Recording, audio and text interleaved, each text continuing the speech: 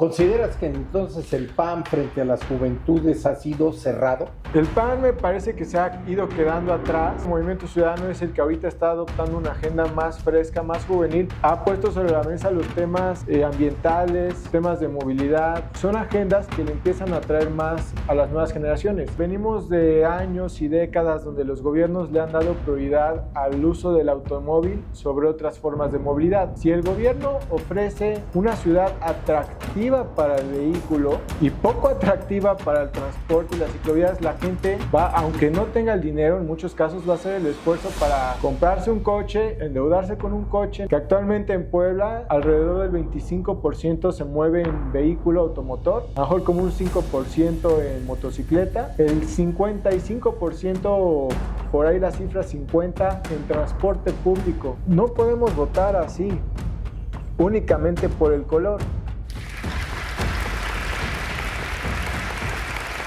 Bienvenidos a Conversaciones con el Pastor.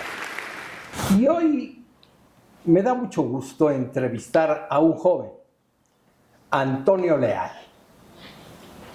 Y la razón de esta entrevista, pues ya la verán en el propio transcurso de la misma, pero para mí me llena de mucha satisfacción porque hubo una protesta de un amigo en común, tanto de aquí de Antonio Leal, que es al que voy a entrevistar esta tarde, y un servidor, que es Miguel Espinosa de los Monteros, que me dijo que por qué entrevistaba yo a mujeres y hombres maduros y no a jóvenes. Y le dije, sale, dame un nombre. Y me dijo Antonio Leal. Antonio es abogado de la Libre de Derecho de aquí de Puebla. Correcto. Es un abogado litigante, es decir, no está en una parte del gobierno, cosa por el estilo, aunque hubo un proceso también de él de aprendizaje. Hoy está por su propia cuenta. Pero ha sido inquieto permanentemente y de esto vamos a empezar a platicar. Antonio, mucho gusto en tenerte en casa. Al contrario, el gusto es mío, agradecido. Siempre invitaciones como esta, porque creo que dialogar entre varios pensamientos generacionales pues abona a la vida actual de México, ¿no? Yo creo en el relevo generacional, pero creo que este relevo no es un tema de edad, sino es un tema de mentalidad, un tema de cambiarnos el chip como ciudadanas y ver qué es lo que podemos hacer a diario, ¿no? Y también agradecido con Miguel que haya dado esta aportación, ¿no? Ya lo voy a entrevistar también a él, no te preocupes. Pero aquí lo importante para mí es, te voy a hacer un planteamiento que me parece que debemos de hablar y tenemos que hablar las generaciones indiscutiblemente. Leía yo una nota hoy que me dolió en el alma. En los últimos 10 años ha habido 800 niños que se han suicidado en el estado de Puebla. Se dice rápido. Pero esta nota a mí me parece que debe de dolernos a todos. ¿A qué crees, por qué crees que nuestros niños, nuestros jóvenes, están tan desesperados de la vida? Sí, sin duda es lamentable porque uno recuerda su infancia y generalmente la recuerda con alegría, ¿no? En la mayoría de los casos, pero también sabemos que hay casos de infancias, de familias donde hay violencia, no solamente a la mujer, sino realmente las principales víctimas son los pequeños. Y esas son una de las luchas, por las muchas, por las cuales ahorita lo iremos platicando. Yo he querido poner mi granito de arena en la sociedad y creo que este tema de los jóvenes principalmente, pues una es este cambio a la modernidad.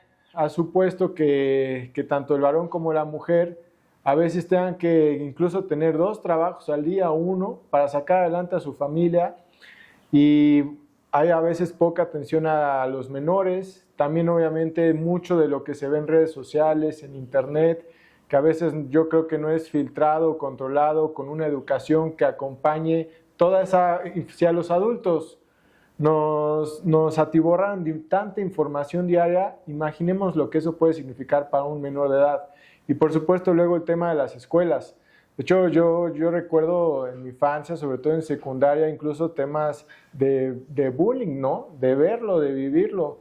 Y hay que platicarlo así porque ha sido parte de la historia de muchas personas, pero las autoridades educativas, tanto del Estado como las familias, sin duda alguna tenemos que poner atención a estos temas para que ya no pasen, porque pues sí es muy lamentable que esos niños tengan un futuro y que por cuestiones que se pueden prevenir, pues los estamos perdiendo, ¿no? Hay muchas cosas que se pueden hacer, por ejemplo, el tema de checar lo de las redes sociales para las infancias. Hoy ya muchas veces se le da un celular tan rápido. Ese yo creo que es un tema. Dos, el acompañamiento en las escuelas, que haya gente especializada en psicología, que pueda detectar ciertas conductas, pueda generar acompañamientos. Obviamente también el deporte, fomentar en los niños y las niñas actividades que puedan desfogar muchas cosas y generar vínculos de confianza, padres e hijos. Tú te metiste en tu juventud, yo creo que desde tu adolescencia, te metiste en asuntos sociales. ¿Por qué? Sí. ¿Herencia de tu mamá? Pues no. ¿Lupita Leal? Pues sí, en parte. Yo desde pequeño ya me ponía que viera el asesinato de Kennedy, que viera el 68, me ponía documentales y obviamente a lo mejor sí veía yo mis cosas, ¿no? Del Chavo del Ocho y otras cosas, pero ya desde muy temprana edad empezaba a ver esas situaciones y indirectamente le agarré gusto a la historia. Ella me decía, Toño, métete en esto porque ella lleva una vida que le interesa igual el tema de la gente, lo que pasa en la ciudad.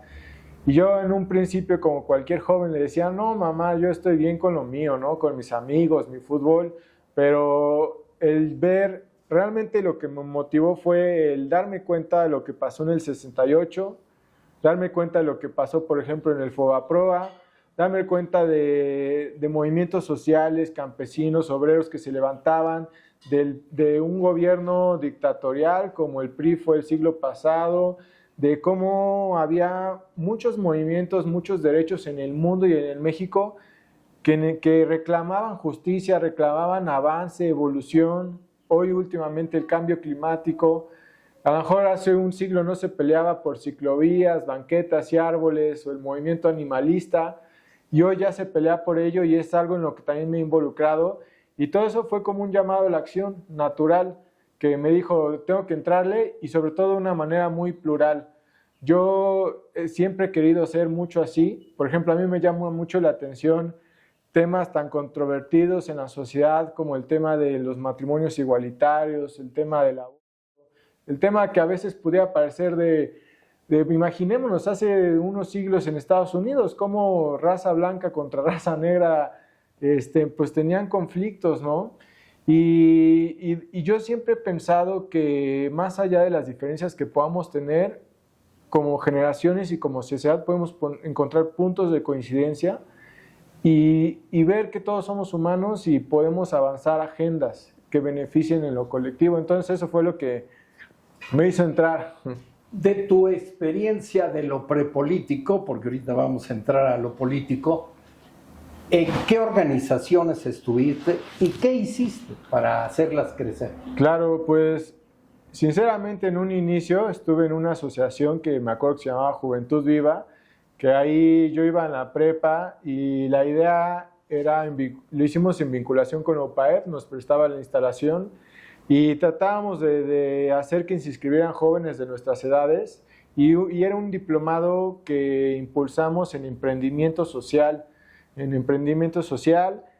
y eso me generó una experiencia positiva, escuchar a ponentes con otras experiencias, con otras visiones.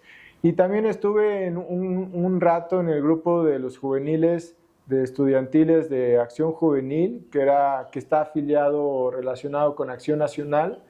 Y ahí pues lo que tuve de crecimiento es un primer vistazo que era la política. Se realizaban cursos, capacitaciones. Me tocó incluso participar de oratoria y de debate. También obviamente realizábamos, y esto también lo hacíamos en las universidades, hacíamos colectas de tapitas, íbamos a orfanatos, nos vestíamos de Reyes Magos, tengo recuerdo de eso. Y posteriormente, cuando yo iba a la universidad, había una mesa de alumnos y yo iba en tercer año y dije, quiero ser presidente de la sociedad de alumnos porque quiero trabajar para que se empoderara la comunidad estudiantil y nunca se había lanzado alguien de tercer año, pero yo fui de los primeros y ganamos. Nos tocó como romper ese paradigma, porque antes decían que las planillas estudiantiles solamente organizaban fiestas en la comunidad universitaria, ¿no? Y yo lo que decía, sí, las podemos organizar, pero también podemos realizar viajes a la Suprema Corte, podemos generar debates entre universidades, podemos generar también incluso temas de ajedrez, hacíamos colectas de ropa, porque yo también decía, bueno, si somos una comunidad estudiantil, y una vez hicimos una colecta de ropa y la llevamos a San Miguel Canoa, por supuesto que había talleres jurídicos, eso me abrió las puertas o la visión y después de ahí caí en el activismo, en los colectivos, digamos que dejé ya el tema, el de la sociedad civil ahí estuvo, lo de los grupos de jóvenes de Acción Nacional igual lo dejé y me empecé a involucrar más en la agenda de movilidad. Y eso es lo que en estos últimos años he estado más de lleno metido. Explícanos eso de la movilidad, sí, para los que no estamos involucrados en el tema. Sí, yo me acuerdo que era 2017 que pasó eso, lo del gasolinazo, o esa noticia del gasolinazo, en enero, algo así, estaba Peña Nieto, y pues mucha sociedad yo veía que daba el grito en el cielo porque decía, híjole, se nos va a encarecer todo, ahora cómo vamos a movernos. Y ahí yo empecé a encontrar activistas ya en Puebla, organizaciones que hablaban de una agenda alternativa a lo que los gobiernos venían haciendo por años. ¿Qué es esto? Que venimos de años y décadas donde los gobiernos le han dado prioridad al uso del automóvil sobre otras formas de movilidad. ¿Esto cómo lo vemos? Hoy en las noticias vemos a lo mejor titulares de los baches y que el mayor problema de una ciudad son los baches. Ese es el mayor problema para quien usa un automóvil, pero realmente quien camina, quien usa una bicicleta o quien usa el transporte público, su mayor problema no va a ser los baches, va a ser el que no pasan las unidades suficientes, el que me asaltan en el transporte público, el que me pueda atropellar a alguien más porque no hay las ciclovías, el que soy una persona con discapacidad y las banquetas ni existen en algunos casos o hay postes en medio y tienes que bajarte al arroyo vehicular o postes. Y todo esto que genera, Paco, que hoy de los 365 días al año en Puebla, solamente 20 y tantos es buena calidad del aire. El resto... hay reportes de la Secretaría Estatal de Medio Ambiente que dicen que la calidad está regular o mala. Y ahí en sus conclusiones dice textualmente, la mayor fuente contaminante es el parque vehicular. Por supuesto, también las empresas emiten emisiones de gases, pero el principal es el parque vehicular. Yo digo, a ver, si eres gobierno y estás viendo esas estadísticas y esas mismas conclusiones, ¿por qué esperas para empezar a hacer más líneas de ruta, para interconectar, apostarle, dignificar el transporte público como en otras partes, en Ciudad de México, en otras partes de México y del mundo?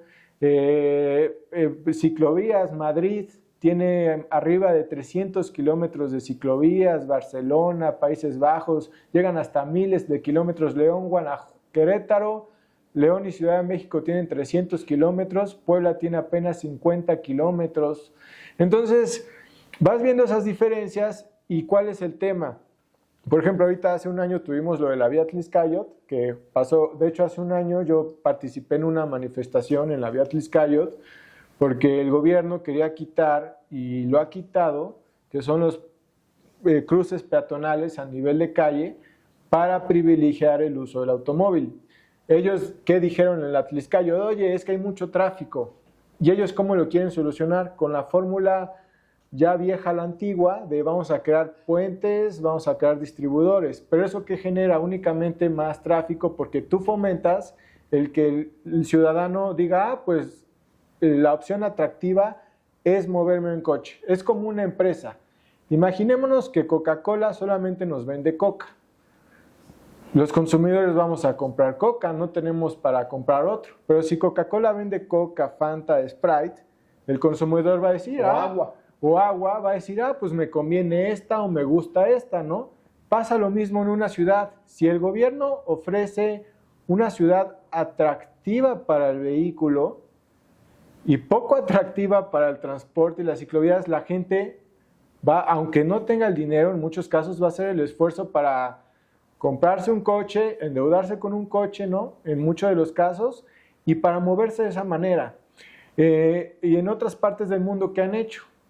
Incentivar el uso de las ciclovías, incentivar el del transporte público para hacer que tu población, en lugar de usar eso, empiece a usar de otras formas. Hay estadísticas, para terminar este dato, que actualmente en Puebla alrededor del 25% se mueve en vehículo automotor, a lo mejor como un 5% en motocicleta, el 55%, por ahí la cifra 50% en transporte público, o sea, la mayoría, y un 30% caminando y a lo mejor un 5% en bici.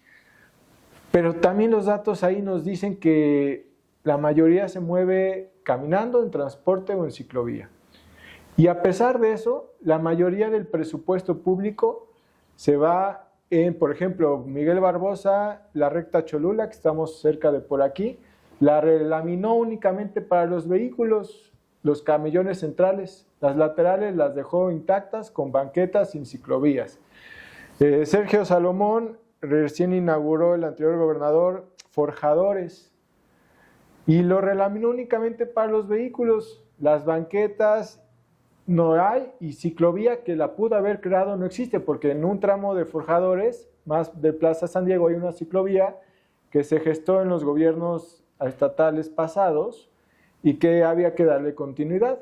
Y así nos podemos ir a ejemplos de gobiernos municipales de Morena y del PAN, donde construyen obras nuevas, pero con vicios viejos, incluso sin tema de arbolado. Por ejemplo, ya hace unos meses que estaba en campaña, que ahorita vamos a platicar de eso, señoras y señores, todos con sombrillas bajo el sol. ¿Por qué crees que andaban con sombrillas bajo el sol, caminando en las calles? No había árboles. No había árboles, exactamente. Entonces, el tema, de hecho, hoy ya se logró en Puebla una ley de arbolado urbano motivada por colectivos, y que ahorita los ayuntamientos tienen que armonizar, pero igual, ¿por qué construimos calles grises? ¿Por qué sin árboles, no? Y también otro tema es que todo esto, pues nos quejamos del agua, que falta de agua, pues si no hay árboles, ¿cómo los vas a filtrar? La contaminación, los árboles son los que filtran el aire naturalmente. Hoy vemos que ya en los supers y eso venden purificadores de aire, pero pues los purificadores naturales son los árboles, ¿no? Entonces todo esto de preocuparme y ver por el futuro de la ciudad fue que me metí a esta agenda de movilidad, que es una agenda de movilidad sustentable, ¿y por qué me meto? Porque no quiero que pasen decisiones que tengan consecuencias en un futuro, y Puebla ya tiene una de estas. El río San Francisco. Muchos, y seguro tú sabes, que existe el río San Francisco, que está abajo de la 5 de mayo. A lo mejor en 20, 30 años, si no hacemos algo... Me tocó a mí verlo, yo veía el río... Sin estar entubado, Sin ¿no? estar entubado, y se empezó a entubar porque se convirtió en... Contaminante, ¿no? No solo en contaminante, se volvió la cañería de la ciudad de Puebla. Exactamente. Si yo, por ejemplo, a lo que voy es lo siguiente.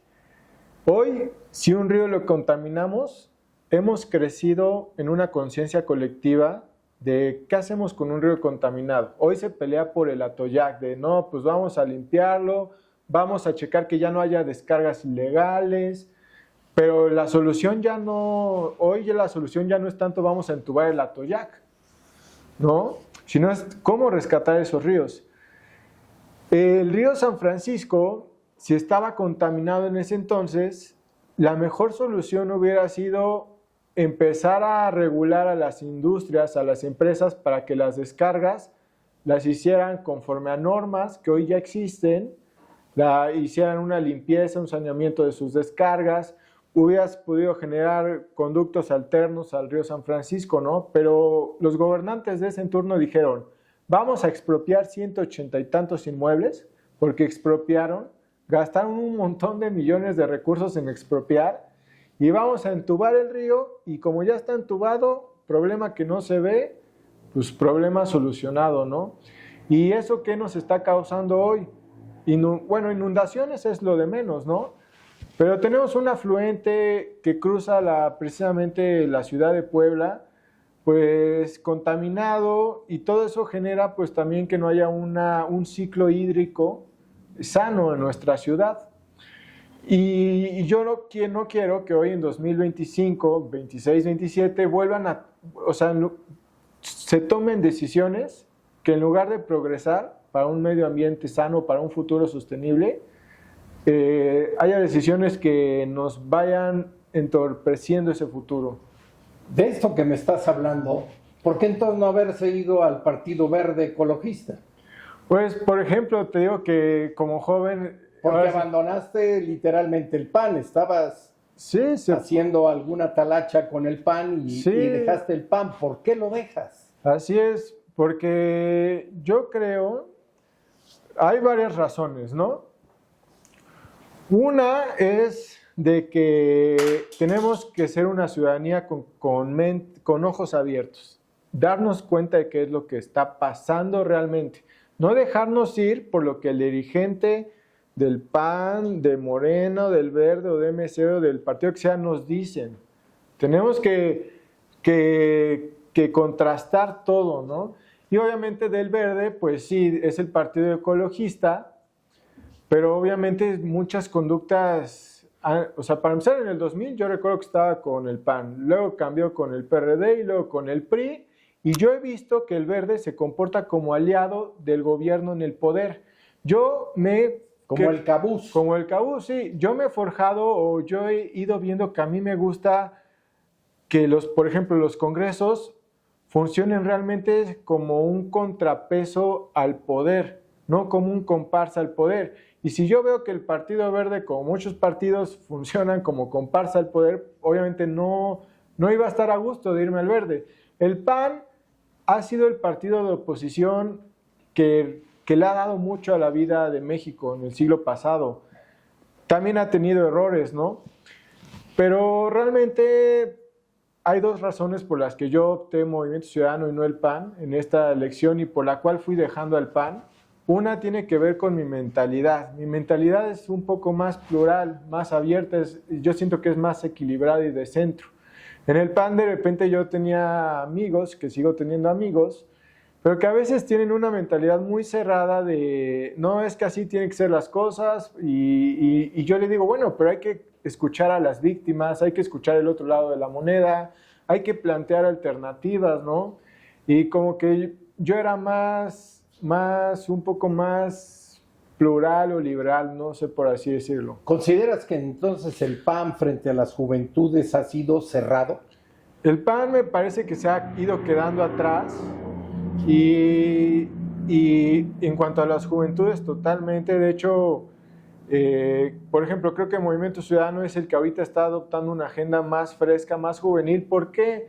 No tanto por el tema de nosotros pensamos así, pero hay que ver el partido qué es lo que está poniendo sobre la mesa. Por ejemplo, Movimiento Ciudadano ha puesto sobre la mesa los temas ambientales, los temas de movilidad, los temas tecnológicos, que son agendas que le empiezan a traer más a las nuevas generaciones.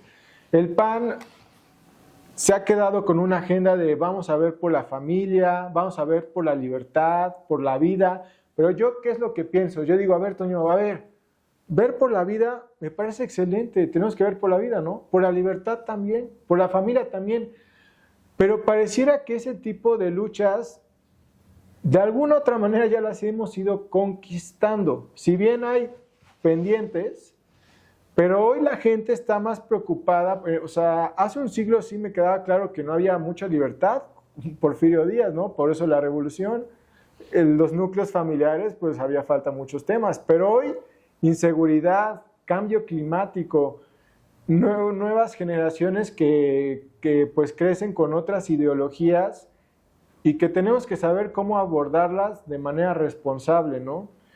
Y otro punto también por el que no opté el PAN a diferencia de Movimiento Ciudadano, no es que Movimiento Ciudadano sea perfecto, como todo es perfectible, pero me parece que Movimiento Ciudadano, a diferencia del resto de los partidos, ahorita es un espacio más verde, más limpio, a diferencia de los otros espacios.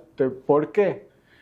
Yo siento que el PAN y Morena ahorita es como el Real Madrid y el Barcelona, donde pareciera que todos los jugadores, pero políticos, quieren estar. ¿Por qué? Porque ahí es donde ellos ven que más probabilidades hay de acceder al poder.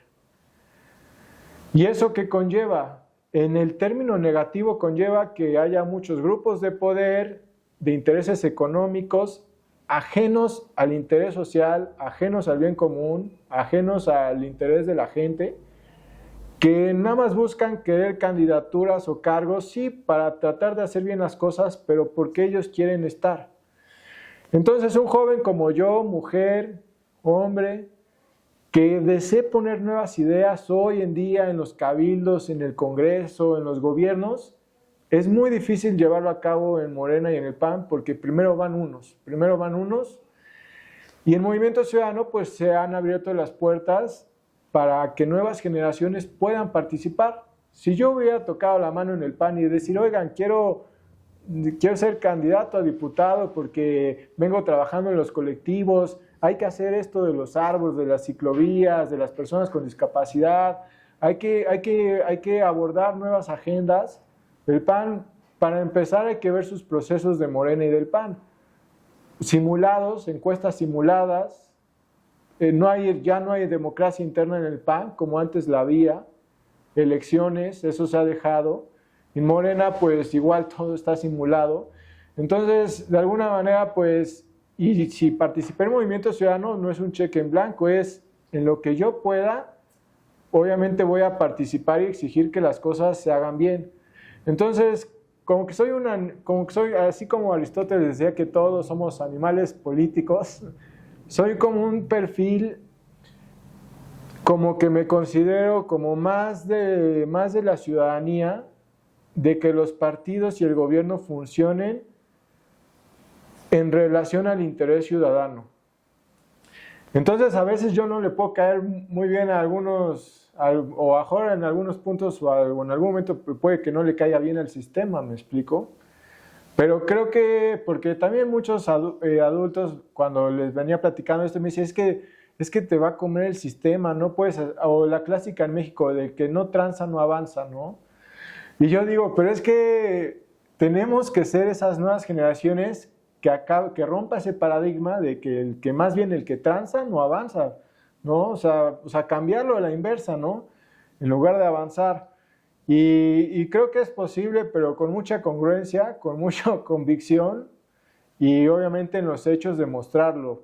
Por ejemplo, no, adelante, no, porque si no luego me explayo. No, bien hecho. Aquí para esto es estos diálogos, porque hay que aprender todos nosotros. De todos. El tema en particular, te lanzas por el distrito 9 local. 9 local.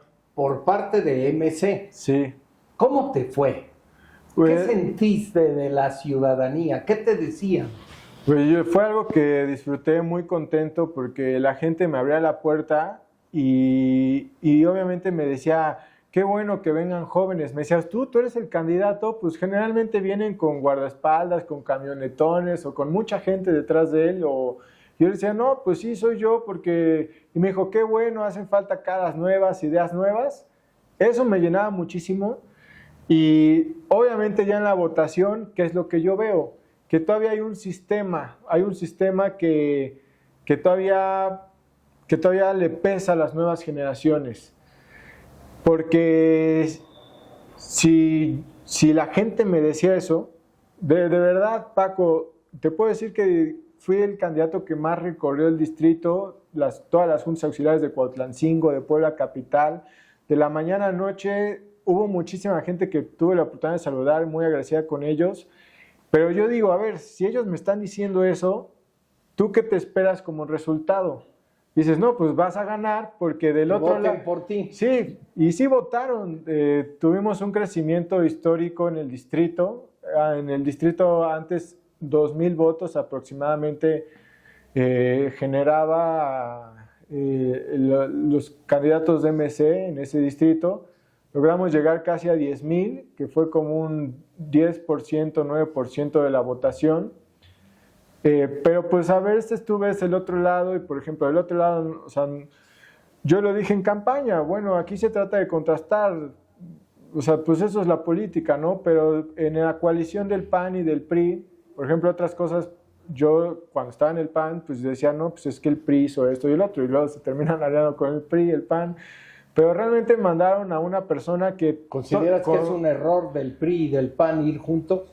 Considero que para el PAN sí fue un error, para el PRI pues fue una ventaja, fue positivo porque hoy tiene un senador en Puebla del PRI y de hecho hubo muchos perfiles que pudieron haber sido para jóvenes, incluso no para jóvenes del PAN, pero por lo menos para jóvenes del PRI. Pero yo veía a políticos reciclados en las elecciones del PAN y el PRI, y era lo que te decía. Ahorita, ¿cómo hablan de ese discurso las nuevas generaciones si en los hechos no se ve? Y bueno, del candidato que mandaron era un priista de toda la vida, pero siglado por el PAN, ¿no? Y del otro lado, pues era un mejor perfil, a pesar de que era del Verde, con coalición de Morena. Pero yo, ¿qué le decía a la gente? No podemos votar así, únicamente por el color, porque si votamos por el color, estamos votando así. Y ese es el sistema hoy que tenemos. Hoy el sistema que tenemos es de que si este partido no me cumplió, aunque el otro sea igual de corrupto así, pues hacemos un cambio y votamos por el otro, ¿no? O no nos fijamos en las personas y sus propuestas, si el de arribita o el dirigente de, ¿por qué ha pasado así en el PAN, en el PRI? Votan en cascada. Yo creo que el reto que tenemos las generaciones en los años que vienen es generar una democracia donde la gente deje de votar por los colores y empiece a votar por las personas y sus ideas, por su trabajo. ¿Y esto qué nos dé como resultado? Que haya congresos plurales, llenos de todos los colores, gobiernos plurales. ¿Y esto qué nos va a permitir? Que cuando haya reformas que necesite el pueblo, sucedan, pero con una retroalimentación y con un aporte y con un consenso de muchas personas involucradas, que no sean fast track. El PRI hacía fast track, el PAN también gobernó en Puebla con mayoría del Congreso y yo veí que también hacía fast tracks en algunos casos, y Morena también. Morena, López Obrador decía que yo en algún punto hay algunas ideas que me simpatizaron con lo que decía, porque a ver, ¿quién no va a estar de acuerdo con no robar, no mentir, no traicionar al pueblo? Pues cualquiera, ¿verdad? No se trata de ser de izquierda. Pero en los hechos. En los hechos es diferente, exactamente. Y eso muchos partidos es cuando ahí fallan, en los hechos. Pero él decía que de transformar la vida pública de México. Y yo me pregunto, ¿realmente la transformó en la manera de ganar elecciones? ¿Realmente se dejaron de dar despensas, de acarreos, de lucrar con la necesidad de la gente con tal de conseguir el voto? Y pareciera que no. Bueno, en los hechos yo veo que no. Toño, ¿qué sigue?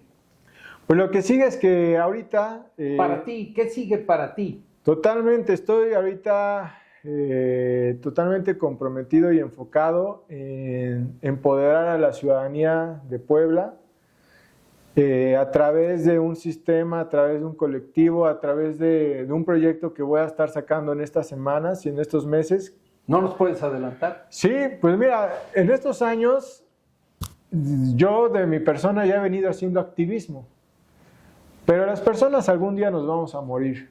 La verdad, tarde o temprano nos vamos a morir, y creo que el mayor legado que puedes dejar es que cuando puedes construir algo que puede transitar más allá de tu persona.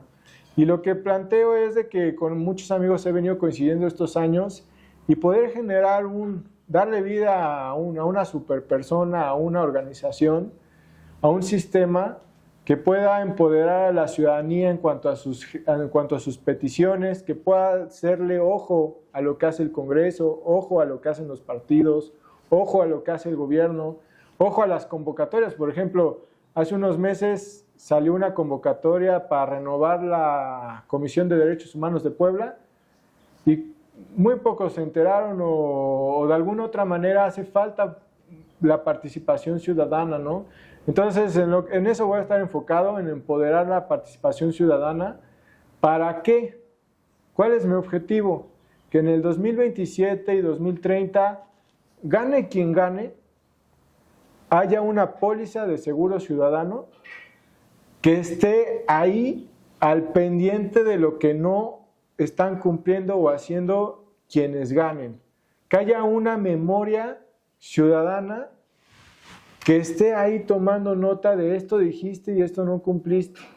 Porque yo que veo en los informes, Paco, en los informes de gobierno veo aplausos, veo abrazos y solamente veo cosas que ellos informaron. Pero ¿por qué no hacen un contraste de, a ver, en tal año cuando llegué el problema era esto? O sea, contrastar cifras, ¿no?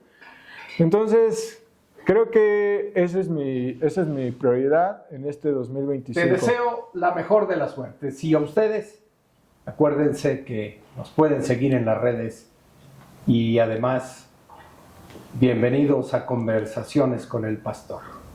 Muchas gracias. Gracias, Paco. Un gustazo, Paco. Gracias.